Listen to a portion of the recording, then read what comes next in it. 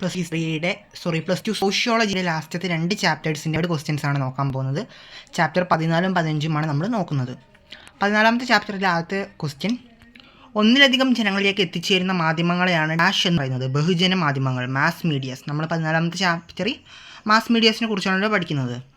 രണ്ടാമത്തെ ക്വസ്റ്റ്യൻ, ഡാഷിൻ്റെ വികാസത്തോടെയാണ് ബഹുജന മാധ്യമങ്ങൾക്ക് ആരംഭം കുറിച്ചത്. ഉത്തരം അച്ചടി യന്ത്രം. അച്ചടി യന്ത്രത്തിൻ്റെ വികാസത്തോടെ അല്ലെങ്കിൽ അതിൻ്റെ ഉത്ഭവത്തോടെയാണ് എന്ത് ചെയ്തിട്ടുണ്ടായിരുന്നത്, നമ്മുടെ ബഹുജന മാധ്യമങ്ങൾക്ക് ആരംഭം കുറിച്ചത്.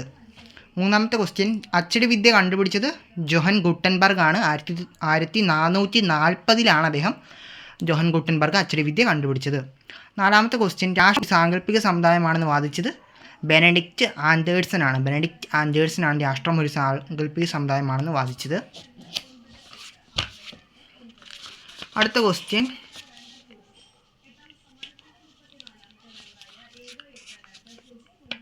മാധ്യമങ്ങൾ ജനാധിപത്യത്തിൻ്റെ കാവൽ ഭടന്മാരായിരിക്കണമെന്ന് അഭിപ്രായപ്പെട്ടത് ജവഹർലാൽ നെഹ്റു ആണ്. ജവഹർലാൽ നെഹ്റു ആണ് മാധ്യമങ്ങൾ ജനാധിപത്യത്തിൻ്റെ കാവൽ ഭടന്മാരായിരിക്കണമെന്ന് അഭിപ്രായപ്പെട്ടത്.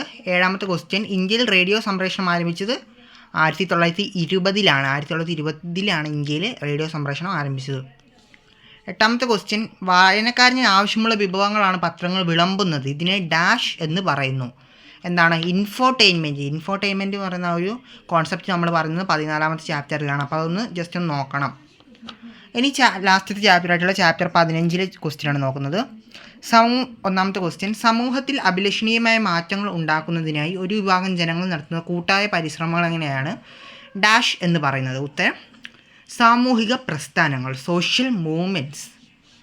രണ്ടാമത്തെ ക്വസ്റ്റ്യൻ, 1830കളിൽ ഇംഗ്ലണ്ടിൽ ആരംഭിച്ച സാമൂഹിക പ്രസ്ഥാനമാണ് ചാർട്ടിസം. മൂന്നാമത്തെ ക്വസ്റ്റ്യൻ, ഇംഗ്ലണ്ടിലെ സ്ത്രീകൾ വോട്ടവകാശത്തിനായി ആരംഭിച്ച പ്രസ്ഥാനമാണ് സമ്മതിദാന അവകാശ പ്രസ്ഥാനം. അടുത്ത ക്വസ്റ്റ്യൻ,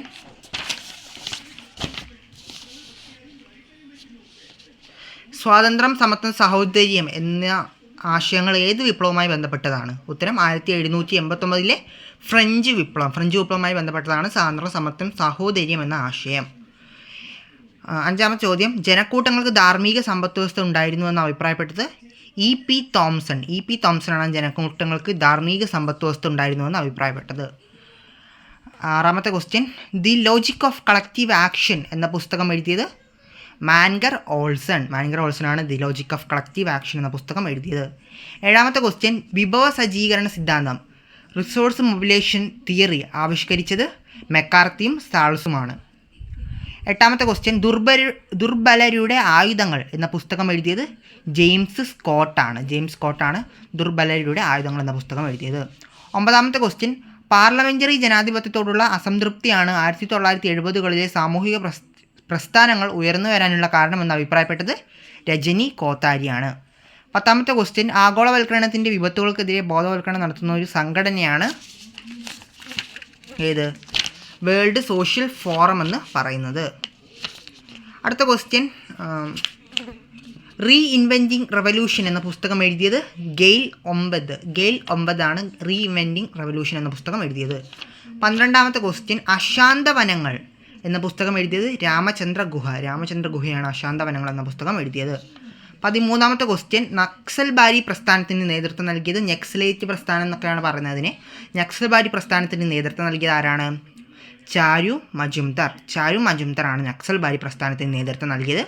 1967 ബംഗാളിലാണ് നക്സൽബാരി പ്രസ്ഥാനം ചാരു മജുംദാർ രൂപീകരിച്ചത്.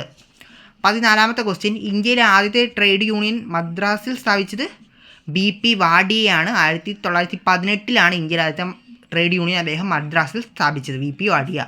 ലാസ്റ്റത്തെ ക്വസ്റ്റ്യൻ ഇമ്പോർട്ടൻറ്റ് ക്വസ്റ്റ്യൻ തന്നെയാണ്, എക്സാമിന് ചോദിച്ച് കാണാറുണ്ട്. ജാർഖണ്ഡ് പ്രസ്ഥാനത്തിന് നേതൃത്വം നൽകിയത് ബിർസ മുണ്ട എന്ന ഗോത്രവർഗ്ഗക്കാരനാണ് ജാർഖണ്ഡ് പ്രസ്ഥാനത്തിന് നേതൃത്വം നൽകിയത്. അപ്പോൾ ഇതൊക്കെയാണ് പ്ലസ് ടു സോഷ്യോളജിയിലെ 1 വേർഡ് ക്വസ്റ്റ്യൻസ്. നമ്മൾ പ്ലസ് ടു സോഷ്യോളജിയിലെ എല്ലാ 1 വേർഡ് ക്വസ്റ്റ്യൻസും ചെയ്തിട്ടുണ്ട്. അപ്പം നമുക്ക് ചാനൽ എടുത്ത് നോക്കി നിങ്ങൾക്ക് കാണാം. അപ്പം നമുക്ക് ഇനി ഇമ്പോർട്ടൻറ്റ് ടോപ്പിക്സും കാര്യങ്ങളൊക്കെ പഠിച്ച് നമുക്ക് നല്ല എക്സാമിന് നല്ല മാർക്ക് വാങ്ങിക്കാം.